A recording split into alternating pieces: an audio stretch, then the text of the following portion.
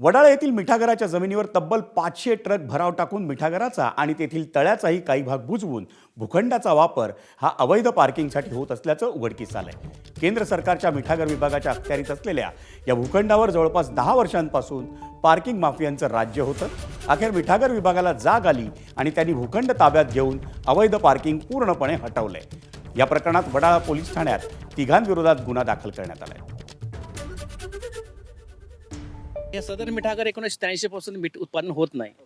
त्या ठिकाणी त्यांनी भराव करून ही जागा निर्माण केली। आता मिठागरा जागेवर दलदलची जमीन असते, भराव करून त्यांनी जागा तयार केली आणि ती पार्किंगसाठी वापरत होते।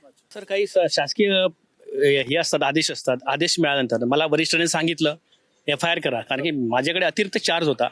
मला सांगितले त्याप्रमाणे मी केलं। त्या ठिकाणी राज्य सरकारची आणि केंद्र सरकारची दोघांच जमीन एक आजूबाजूला असल्यामुळे त्या ठिकाणी सर्वे क्रमांक 1/6 आणि 210 ही राज्य सरकारी जागा आहे, 210 ही आमच्या मालकीची, भारत सरकारच्या मालकीची आहे। त्यांनी 6 मध्ये कंपाऊंड वाढ केलेला आहे आणि 210 मध्ये आम्ही आता करणार आहोत।